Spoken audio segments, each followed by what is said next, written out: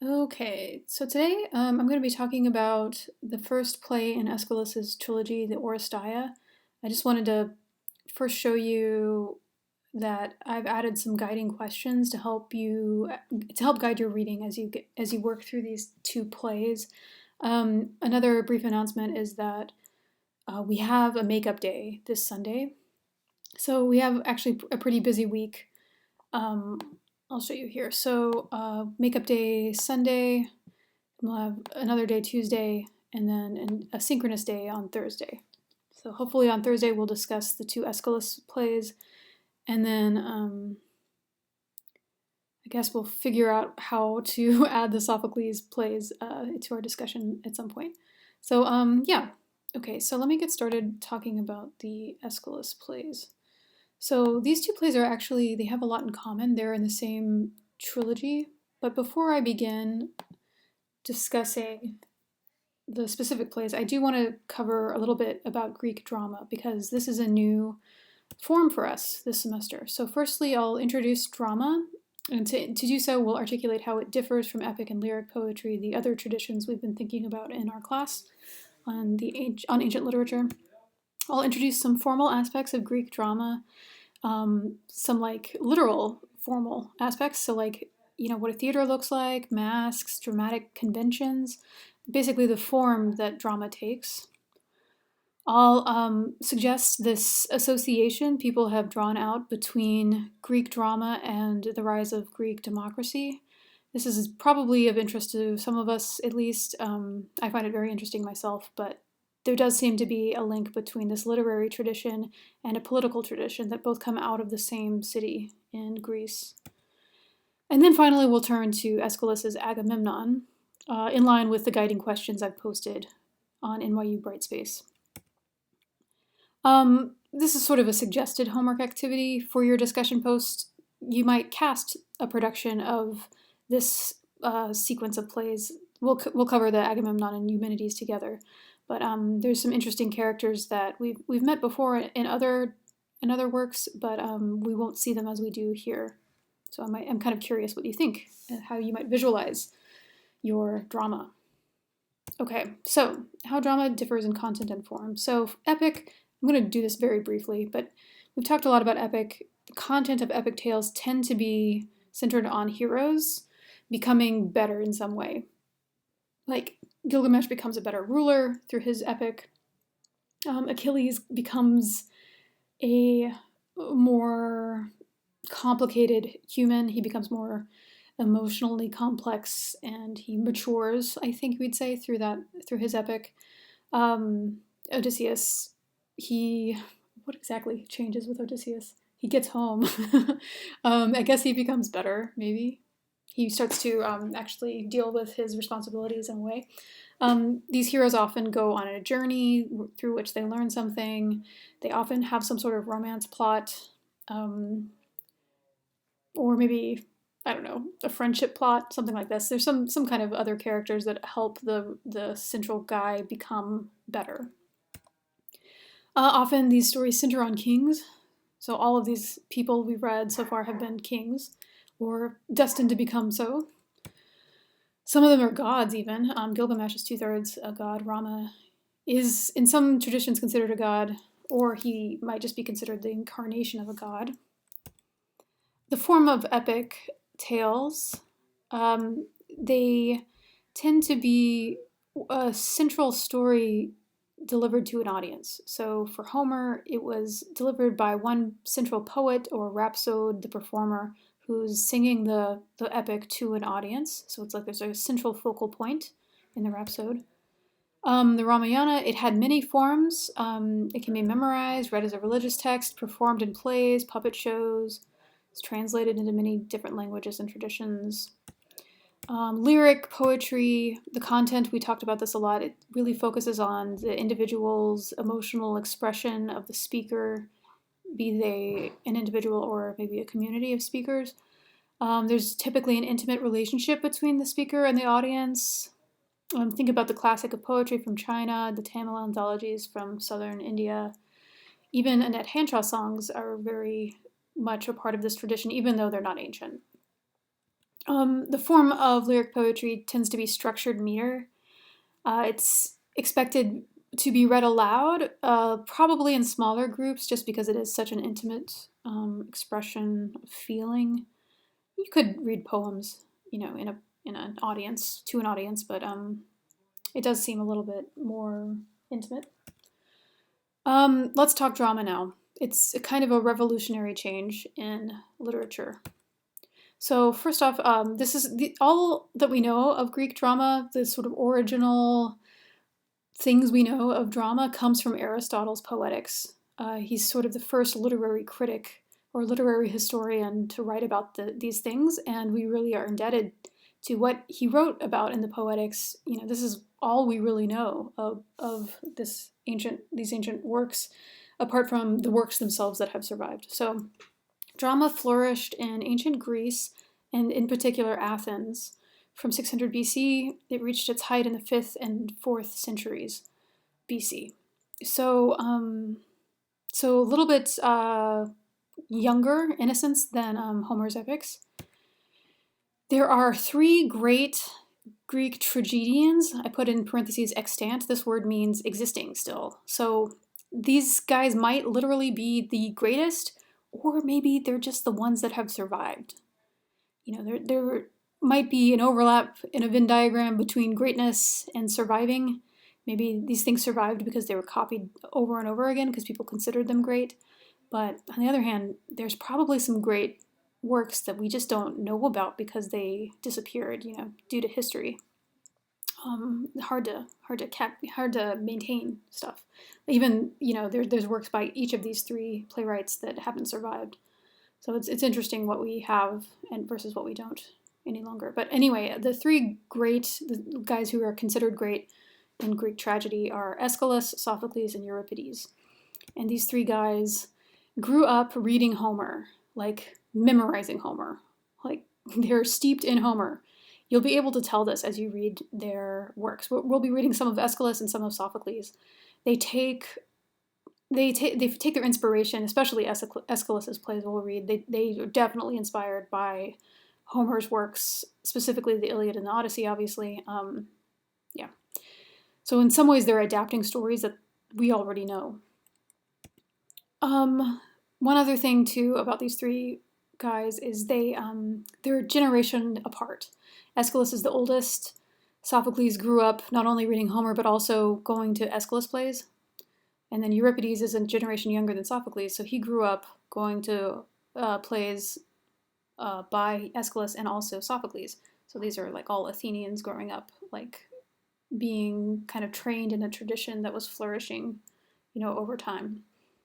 And getting better and better, it seems. Okay, so the formal aspect of drama, each of these 3 playwrights established and innovated upon the tradition of tragedy.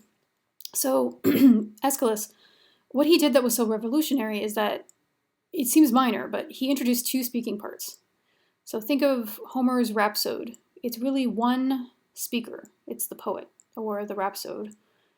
Sometimes he includes dialogue, but he's ventriloquizing one guy and then he turns to ventriloquize another guy. It's really hard for him to do the voices, back and forth, like we would expect, watching a modern sitcom or something. Aeschylus, he kind of established the tradition that would go on to produce the modern sitcom. He included 2 different speaking parts so that 2 characters could be embodied on stage and talking to each other, making dialogue possible. It's not just one guy telling the story and, doing the voices of different characters. It's literally 2 different characters. And then the next generation playwright, Sophocles, he introduced a 3rd speaking part. So this also seems rather minor, but think about how things would change completely with having 3 people present on stage. You can not just have a dialogue where people speak back and forth to one another, but there's now 3 different points of view being articulated. More complexity is going on here. You can, actually represent something closer to real life, in a sense. Okay, let's say a little bit more about the formal aspects of drama. Tragedies, one of the weirdest parts of them for us today is the fact that they involve this character sort of a character called the chorus. What the chorus is it's a speaking part. There's a character named Chorus. In a way, it's kind of like one central person, one character, but the chorus is also a group. It's a group of 12 to 15 members of the chorus. The members of the chorus come from the community itself. So citizens of Athens would, at various parts in their life, join the chorus of a Greek drama. So like if you were a citizen, maybe you would be asked to be a part of the chorus at some point. Pay attention to how the chorus is described in the stage directions and stuff. Usually there's kind of clues to interpretation based on who the chorus is. Sometimes the chorus is a group of women, for example, so it's probably men pretending to be women. Or maybe the chorus is a group of old men, so it's like older Athenian citizens. Maybe it's a group of young men. Anyway, so we have this character named Chorus. I'll say more about the chorus in a second when we see more examples. The play is a mixture of spoken dialogue and song, especially from the chorus, in different meters. So it's hard to approximate it into English, so you might not even be able to tell, but you should be able to tell a little bit as you read, especially the chorus. The chorus sounds different. Like they speak very cryptically. They just have like a very weird rhythm to their lines, and it's kind of difficult to understand what they're talking about sometimes because they're so cryptic and weird. Versus the main characters like Clytemnestra and Agamemnon, they speak a little bit more simply and directly and to the point. Another convention of drama is these dramas often begin with a messenger. So like kind of a lower class citizen, often named messenger, who situates us in the audience with the backstory of the play. Then the chorus enters next. So we get a messenger telling us what's going on. The chorus enters, there should be singing. They enter singing the entrance song called the Parados. Parados is also the name of the corridor they walk down on the stage. So they come in singing, kind of also helping introduce us to the action of the play. Each subsequent choral song, they're called stasimus, and they end with an exodos. So the last song that the chorus sings is the exit. So the chorus enters singing, they exit singing. When I show you like a picture of what the stage looked like, it's kind of interesting. Like the chorus, they enter as if they are literally part of the audience. And remember, they are part of the community. So it's like the community itself and the audience is kind of like becoming a part of the play. They enter the stage, and then they exit the stage back into the audience. I'll say more about that in a second. Another convention of drama is that violence takes place off stage. We'll say more about this probably, but this is interesting. You know, in reading the Odyssey and the Iliad and other texts, like when there was violence, it was described by the rhapsode. Sometimes it was very vivid, and you could picture it in your head.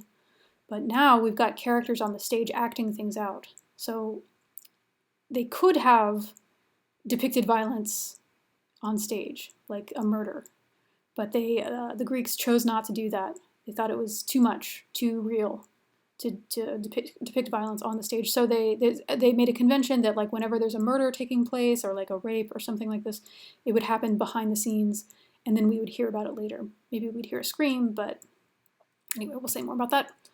Drama was also a multimedia experience, so try to picture it as you're reading the play, like, you know, there's singing going on, there's music, instruments, there's visual splendor, that kind of thing.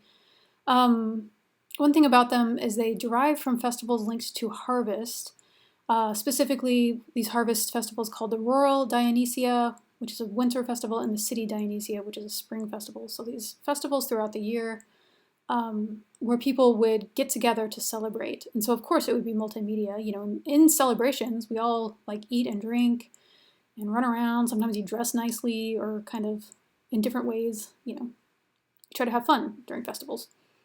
So these festivals, the Dionysia line, they're celebrating a particular god named Dionysus. Here's what he looks like, or just in one form, what he looks like. So this is a Greek mosaic depicting Dionysus. it's very damaged, but hopefully you can picture a little bit of what might be here that's kind of gone. But Dionysus, he is a younger god in the Greek universe. He's a son of Zeus. He is he's the god of wine and agriculture, and then by extension, if you're thinking about wine, grapes fermented into alcohol, if you're thinking about agriculture, eating, drinking, you're thinking about kind of fun things probably.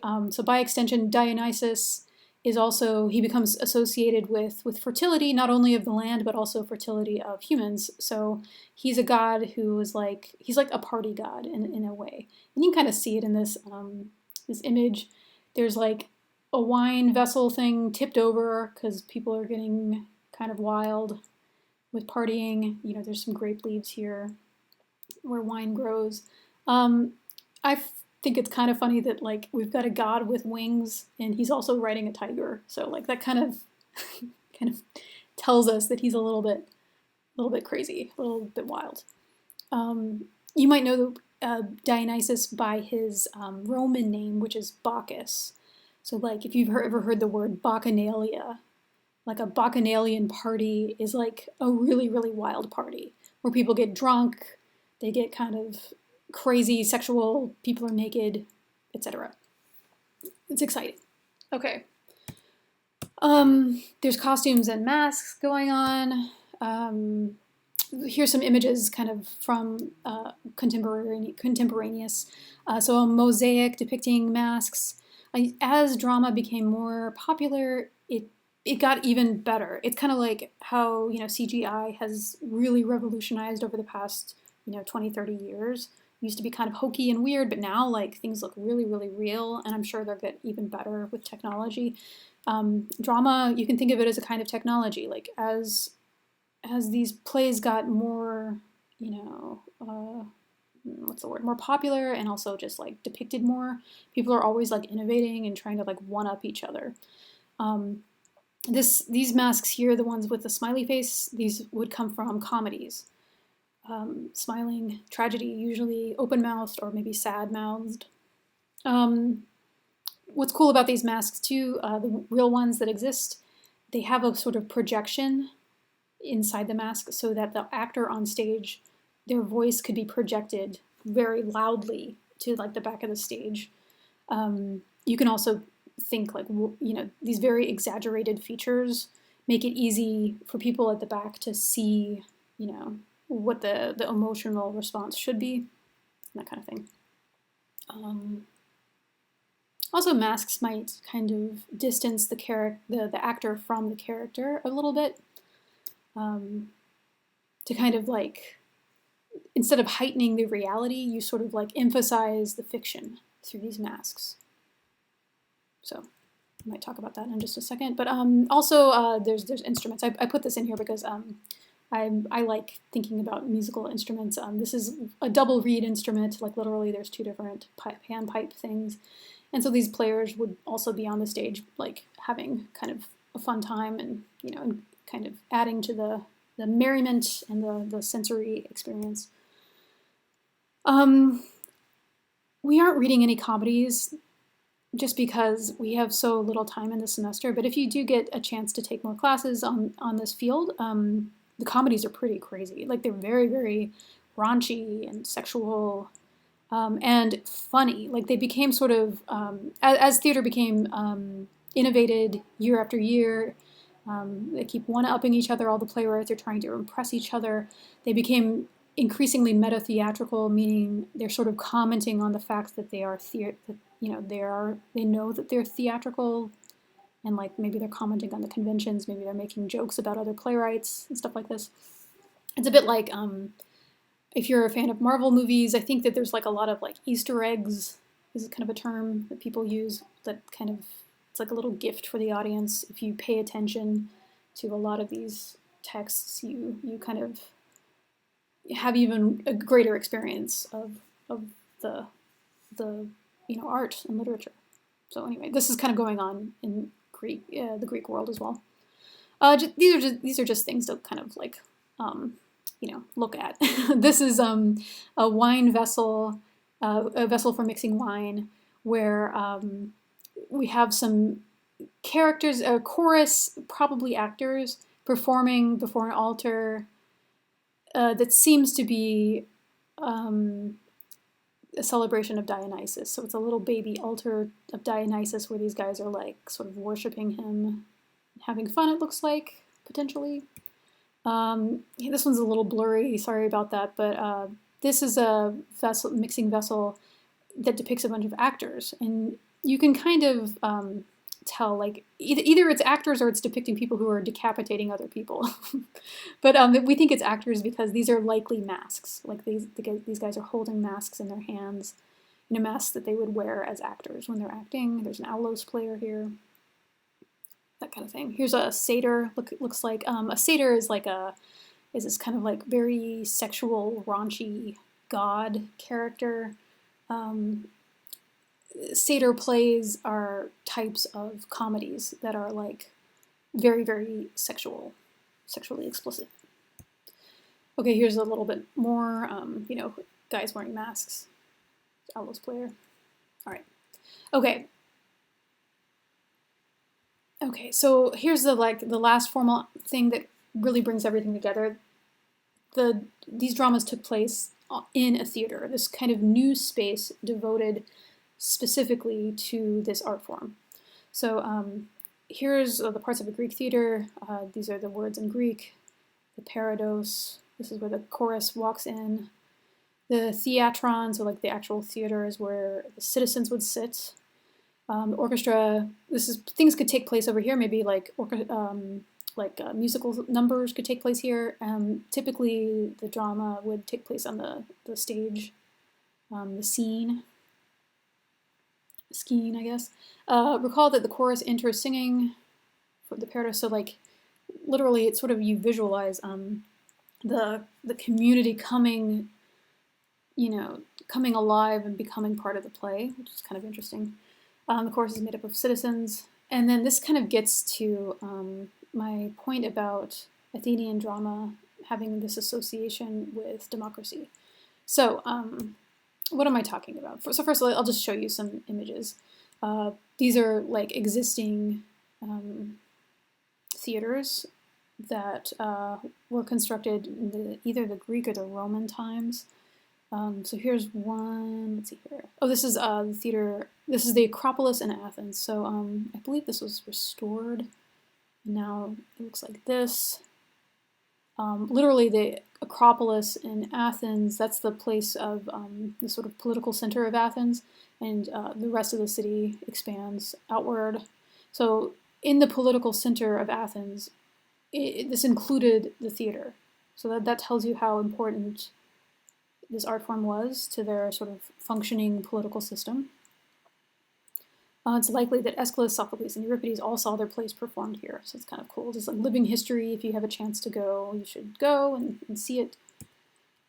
Here's another theater. This one is at this place called Epidaurus, which is it's a holy place associated with like healing and medicine. This is very like well restored place. But here you could see like where the stage would be. The citizens could also kind of look out at the natural surroundings, so like theater kind of becoming a part of their like real lived experience. The theater at Delphi will come up in Sophocles' plays. It's a very, very holy site that's associated with the god Apollo. Actually, it'll come up in the Humanities when we read that play, but Delphi is the sort of seat of Apollo. It's sometimes referred to as the omphalos of the world. Omphalos is the Greek word for navel or belly button. So this is a place where the world kind of comes to be. It's like the center of the world. So it's a site of the oracle of Apollo. People go to Delphi to try to like hear about their future or like learn the truth and stuff. So of course, like the theater there is super beautiful and kind of magical even. Okay, political function drama. All right, so this might seem strange, but hopefully this connects to what I've been talking about before. But here's my sort of argument for this, the political function of drama. So drama is political in that it helps those people who are staging the drama, it helps them and the audience who witness the drama to question what's going on with the existing social order, to like pose questions about it, to pose doubts. And then through the drama, through witnessing the plot on stage, they can entertain those questions and then reaffirm their commitment to the existing social order. Sometimes drama can help like augment the social order in a way, like it can kind of lead us to maybe tweaking it. But often, and we'll see it in Aeschylus's play, we'll see how staging this story through drama can help the citizens sort of reaffirm what they believe in as citizens. So it does this in two ways. So in one way, it's kind of connected to the Dionysian festival tradition. So Dionysus and his festivals that are so bodily and like ritualistic and sexual and like celebratory and stuff. This is sort of a way to reaffirm the existing social order too. It might seem strange to say that, but you might ask yourself this question to understand what I mean here. Why do we have festivals usually? Every culture has festivals, I think. Like, I'm not an anthropologist, but I assume they all do. We're humans. We need kind of these moments throughout the year to like cut loose and have fun, or maybe, to be sedate and thoughtful or something. There's different festivals for different reasons, but like think about in your culture a festival that's kind of like a party. There's Halloween just came up in sort of the West.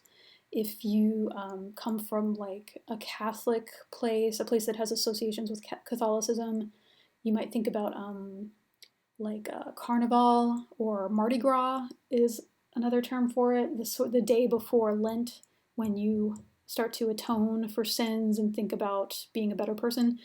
Before you think about being a better person, you party. Like you go kind of wild.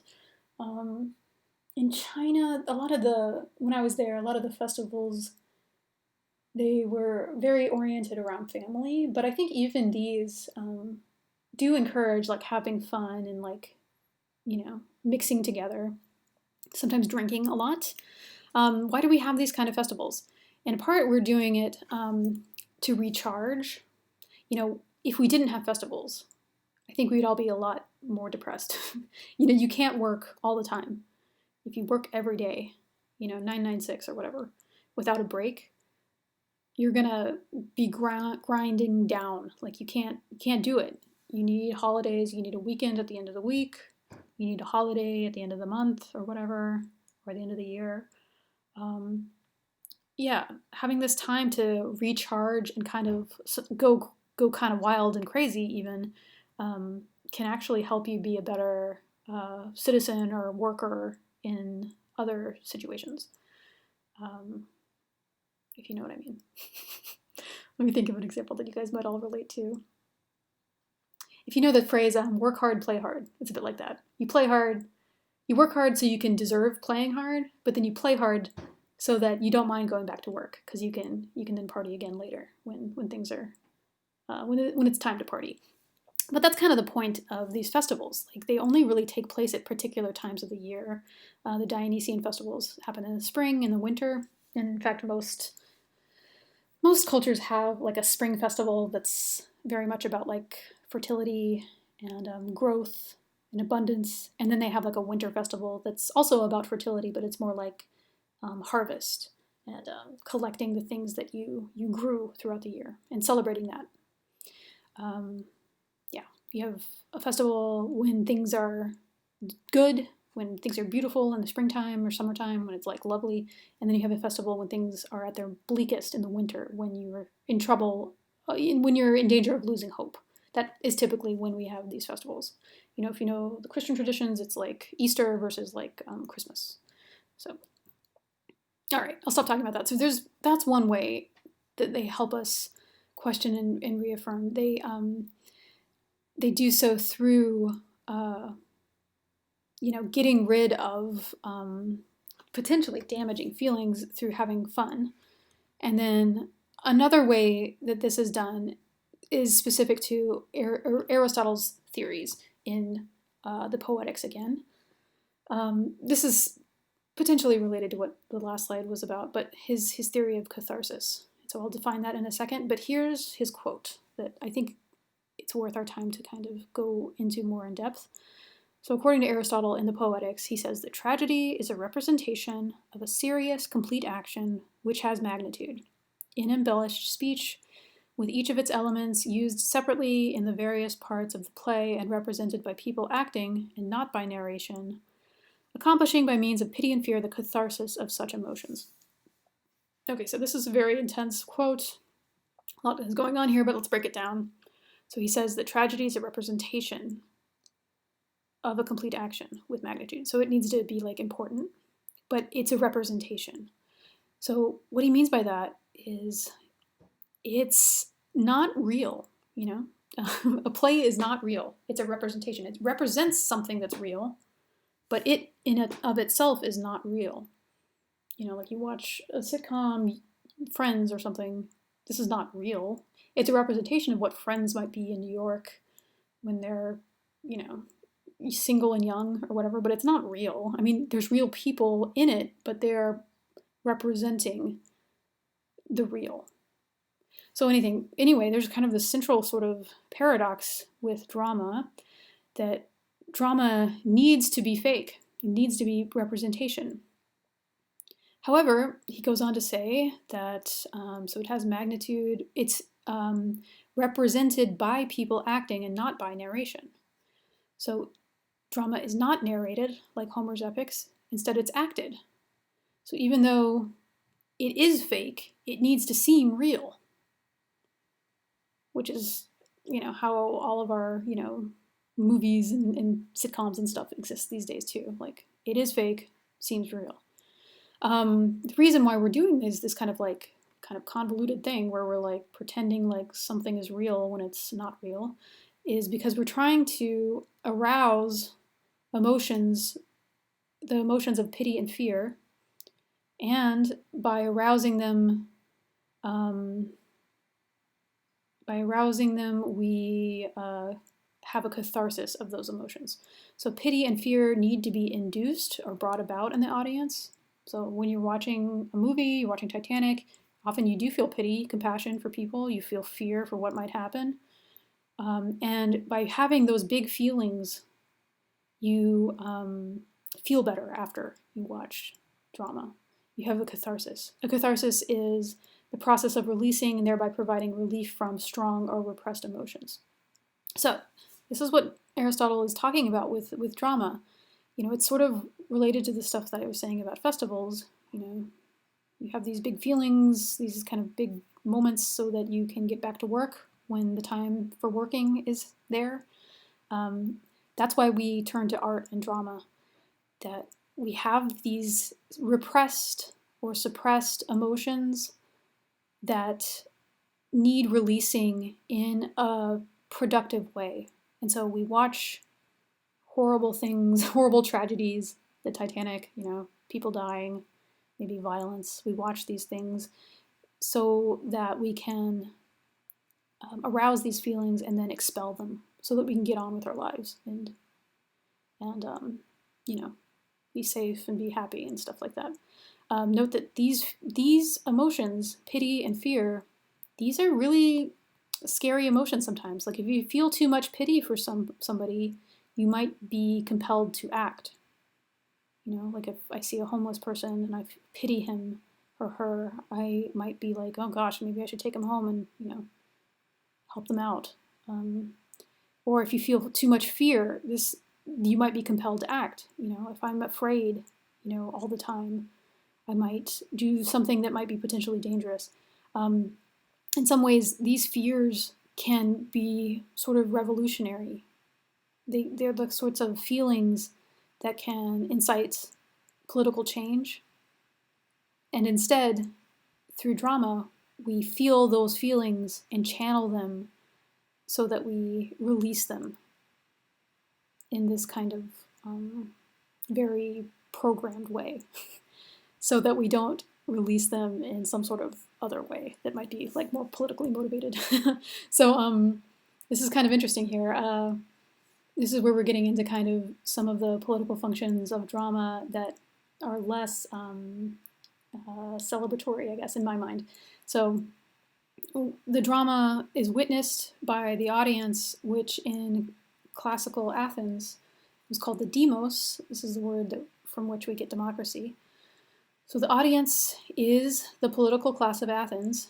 They are the ones who experience this catharsis of pity and fear together. The demos is made up of citizens, and citizens at this time in Athens are property-owning men. So it's not just all men, it's very rich men, property-owning men, men who can vote. If you don't own property, if you are owned, you can't come here.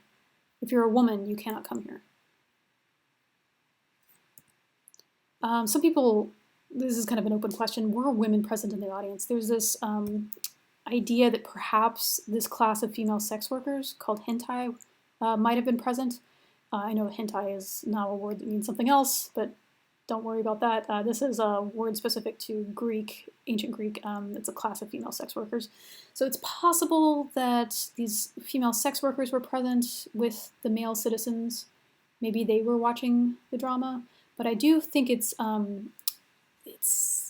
interesting and important that the people experiencing these very profound emotions together, and these people experiencing, questioning the makeup of their society, they're only a particular, very, very privileged class of people in Athens.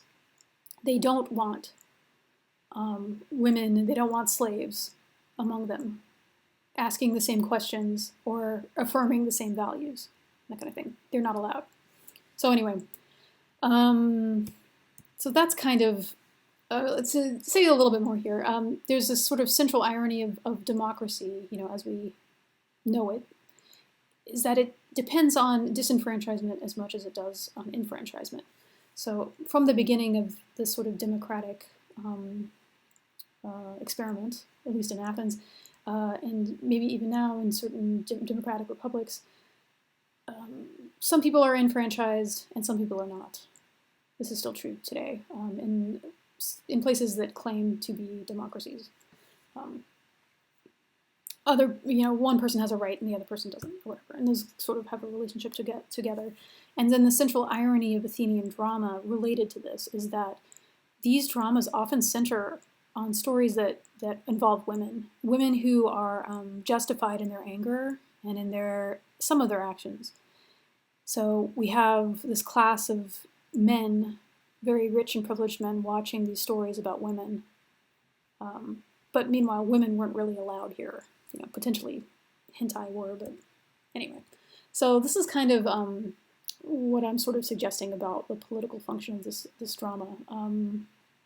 That these feelings of pity and fear are aroused in order to expel them. That sounds good. It sounds like everyone needs that, and yet there really is only a certain type of person who's allowed to feel those feelings together, because apparently drama and this kind of art is so powerful that it could potentially spark maybe revolutionary ideas in other people.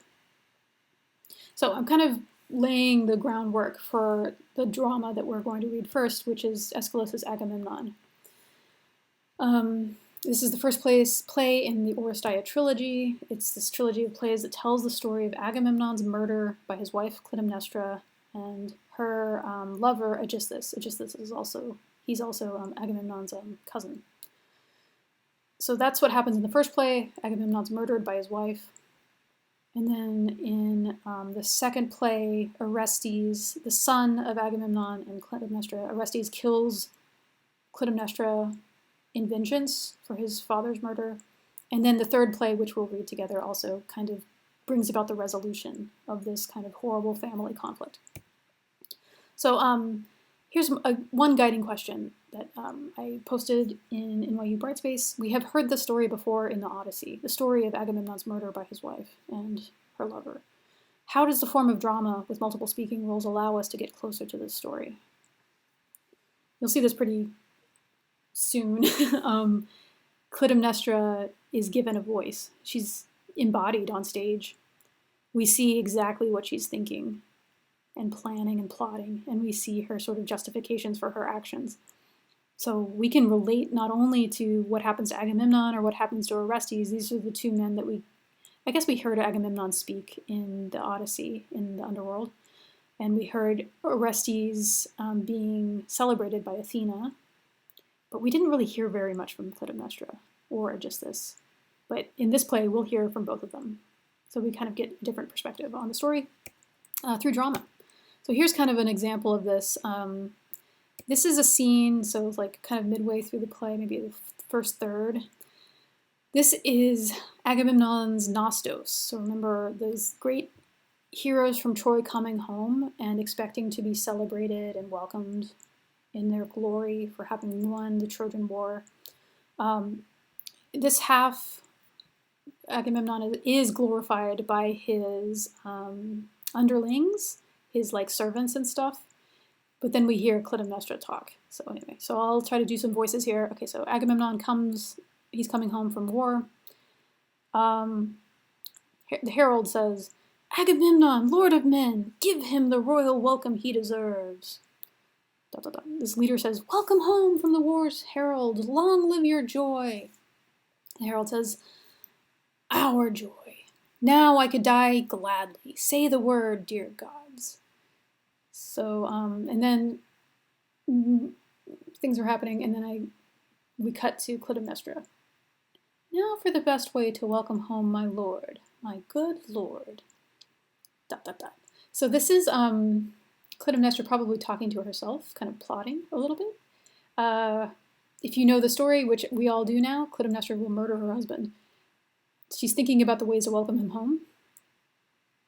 She means how to murder him. So anyway, this sort of like, I think, kind of encapsulates the different ways in which people are responding to a character here. And then that's done through drama. Multiple speaking parts. Okay, so another thing I told you was that often there's a messenger who kind of orients the audience. Here for Agamemnon, it is the watchman. So I'll read the whole lines here first. I think my question was, how does the watchman's speech inform us something is wrong? So as I read, think of this question. Okay, the watchman. "Dear gods, set me free from all the pain, the long watch I keep, 1 whole year awake, propped up on my arms, crouched on roofs of Atreus like a dog. I know the stars by heart, the armies of the night, and there in the lead, the ones that bring us snow or the crops of summer, bring us all we have. Our great blazing kings of the sky, I know them, when they rise, when they fall. And now I watch for the light, the signal flyer breaking out of Troy, shouting, 'Troy is taken.' So she commands, full of her high hopes. That woman, she maneuvers like a man. And when I keep to my bed, soaked in dew, and the thoughts go groping through the night, and the good dreams that used to guard my sleep, not here, it's the old comrade Terror at my neck. I mustn't sleep, no. Look alive, sentry. And I try to pick out tunes, I hum a little, a good cure for sleep, and the tears start, I cry for the hard times come to the house. I no longer run like the great place of old." Okay, so this is a watchman. A watchman is somebody like who watches, literally. So he's like on the walls of the city watching for danger at night. We know it's night because he's talking about the stars. He's keeping watch at night. He's looking for a signal fire. You know, these things don't happen during the day typically. The watchman is trying to protect the kingdom of Argos while its master is away.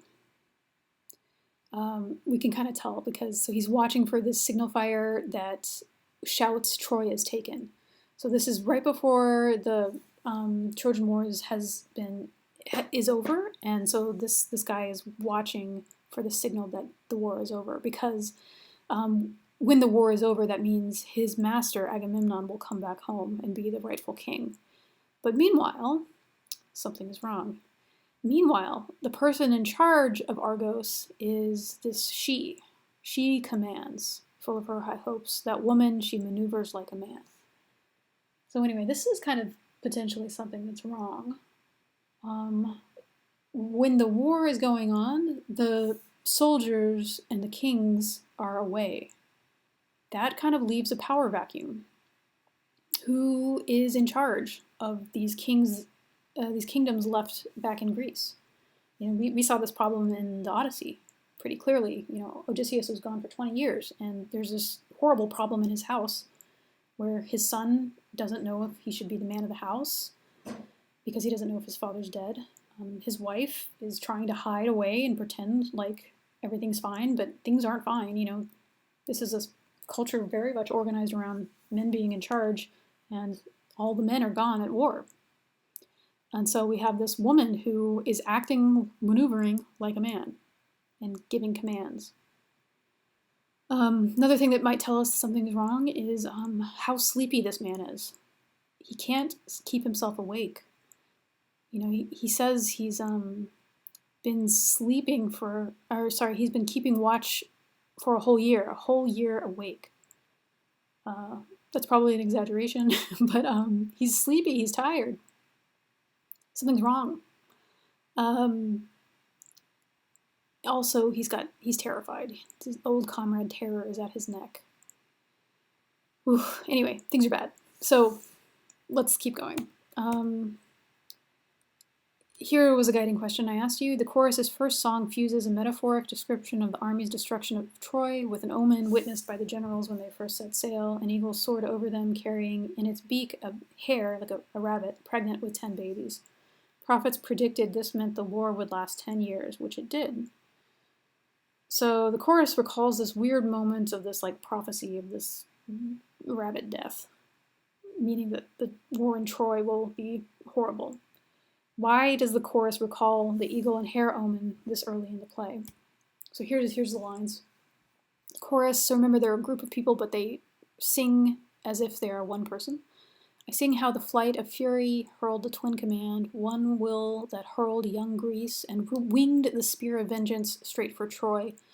The king of birds to kings of the beaking prows, one black, one with a blaze of silver, skimmed the palace spearhand right, and swooping lower all could see, plunged their claws in a hare, a mother, bursting with unborn young, the baby spilling quick spurts of blood, cut off the race, just dashing into life. Cry for death, but good went out in glory in the end. Okay, so this is it. This is a prophecy that the audience in ancient Greek audience would know about. This prophecy, we probably don't know about it if you haven't read this play before, but this is something that the Greek audience would be very familiar with. It's usually interpreted as saying that this is 10 years of war because this mother who was killed actually had 10 unborn babies. So 1 year for each baby that's died. Why are we talking about this omen here? Let me think about this. Why talk about a mother's death or the death of babies here? This will probably remind you of why Clytemnestra is so mad at her husband, why she wants to kill him. This is a backstory that we kind of learn through snippets. I don't believe this was ever mentioned in the Odyssey, but this is part of the myth of Agamemnon's story and the story of Troy. Iphigenia. Here she's being depicted as a priestess of Artemis, who is the goddess of the moon, protector of virginity and maternity. That might speak to the symbol of maternity that's killed with the hair. But anyway, Iphigenia is the daughter of Agamemnon and Clytemnestra. Here is the chorus sort of speaking to what's going on. Nothing sacred, no. The architect of vengeance, growing strong in the house. They're referring to Clytemnestra here. She's the architect of vengeance, growing strong in the house with no fear of the husband. Here she waits, the terror raging back and back in the future, the stealth, the law of the hearth, the mother, memory womb of fury, child avenging fury. The chorus is being very cryptic here, but they're giving us clues as to the story that's going to take place. Clytemnestra does not fear her husband. She's growing strong with her plot of vengeance. She's avenging a child murder. What happened? Here's the story. So this is not explicitly told in the drama. This is how Greek art works. They always kind of are cryptic about these like myths. But Iphigenia is sacrificed by her father to get good winds to sail to Troy. So something that happened was Agamemnon really wanted to go to Troy. He wanted to help his brother by getting Helen back. However, when he tries to sail, the winds are just not on his side. There's like no wind. He tries to pray to the gods to increase the winds so that he can sail. Nothing's happening. Artemis is kind of one of the chief gods against him. She doesn't want him to sail to Troy because she doesn't want murders and stuff to happen. And then Agamemnon, I think he gets the idea in some versions by himself, or maybe he's told that if he sacrifices his daughter, that he'll get good trade winds to go to Troy. And so he does. He's like, okay, sure, I'll make that trade. I'll kill my daughter in a sacrifice so that I get good winds, so I can sail to this war. Interesting. This is why Clytemnestra is so mad.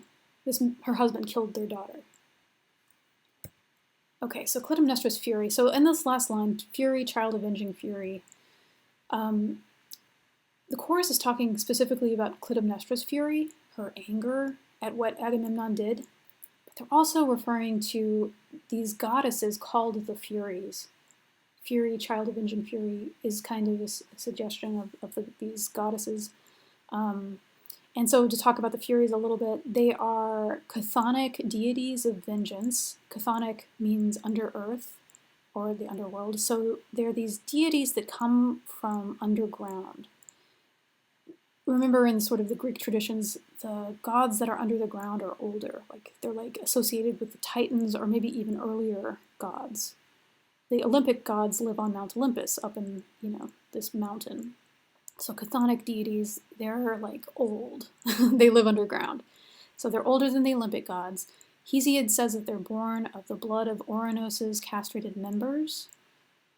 So remember that when Ouranos is castrated, he is castrated by his son Kronos with the help of Gaia, his wife.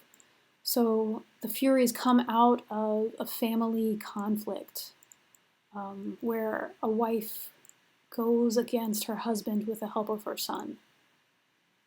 This gets kind of inverted in the Oresteia, but similar family drama where this family doesn't get along very well.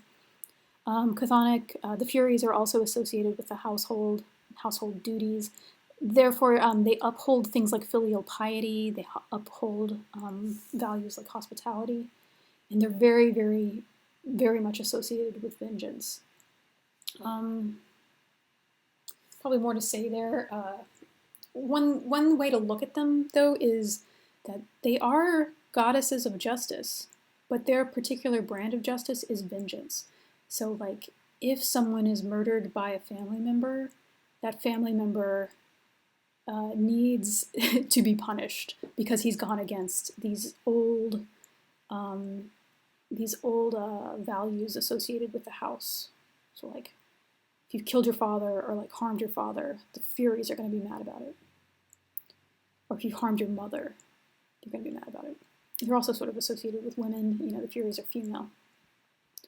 One thing, too, just to kind of put in here is this word fury, it means anger.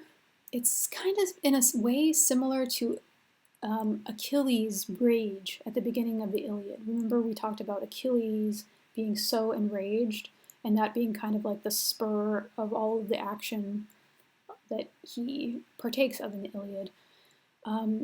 He's got the kind of anger that is of the gods. That's kind of similar to Clytemnestra here. Her anger is also associated with a particular type of god, But we'll see in this drama that her anger, her fury is rendered less legitimate than other kinds of anger and other kinds of like justice. So anyway, we'll say more about that. But okay, so here's just a depiction of the Furies. When Orestes kills his mother, he's hounded by the Furies. So these evil, kind of like mean women who like screech in his ears. They might be in some ways personifications of guilt. Like he killed his mother and he's hounded by guilt and loathing. Anyway, okay, the trouble with fury and its cure. Here's sort of the central kind of conflict of the Oresteia. We start off with the Agamemnon, with this woman who kills her husband because he killed their daughter, because she's motivated by fury. She's motivated by a blood feud. So that's kind of like encapsulated here in this part of the chorus's lines. Ancient violence longs to breed, new violence comes when its fatal hour comes. A demon comes to take her toll. No war, no force, no prayer can hinder the midnight fury stamped with parent fury moving through the house. And then these next lines, so if these are the lines that kind of encapsulate the Agamemnon, where like violence longs to breed with new violence. These lines will encapsulate the Humanities, the third play of the trilogy. But justice shines in sooty hovels, loves the decent life. From proud halls, crusted with guilt by filthy hands, she turns her eyes to find the pure in spirit, spurning the wealth stamped counterfeit with praise. She steers all things towards their destined end. Yeah. This will make more sense as you know the whole story, but the chorus is already kind of, even in the first play, they're cueing us as the audience into like how the conflict will be resolved. So this moment when like violence breeds more violence, fury breeds more fury, soon justice will come forth. All right. I'll say I'm going to end today with thinking about what Clytemnestra actually does to kill her husband, how she does it. So again, remember this is the story of Agamemnon's Nostos. He comes home expecting to be welcomed and celebrated, and instead he is murdered. Clytemnestra kind of paves the way for that murder by being very, very sneaky and treacherous. So she sees her husband, she invites him in to their home. She says, pave his way with tapestries. His tapestries are red. Let the red stream flow and bear him home, to the home he never hoped to see. Justice lead him in. Leave all the rest to me. The spirit within me never yields to sleep. We will set things right with the gods' help. We will do whatever fate requires.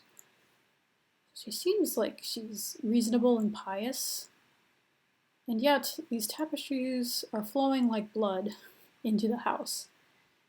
Interesting. So after she says this, Agamemnon is a little bit nervous. He's like, I don't know if I trust you, wife. We'll talk about this a little bit more next time, but Agamemnon comes home with a new girlfriend. So he kind of suspects that Clytemnestra will be mad at him. Also, he knows that she was mad about him killing their daughter.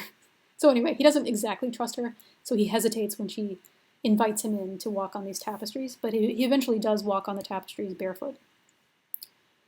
He said, I would have sworn to tread on legacies of robes at one command from an oracle, deplete the house, suffer the worst to bring that dear life back.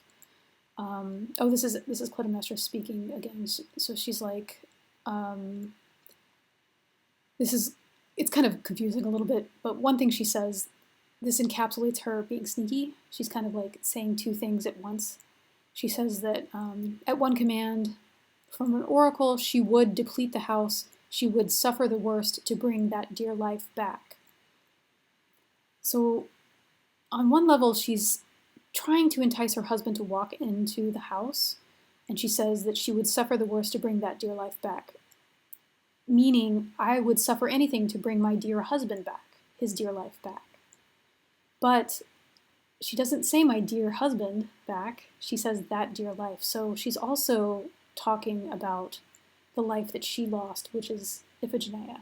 She would suffer the worst to bring Iphigenia back.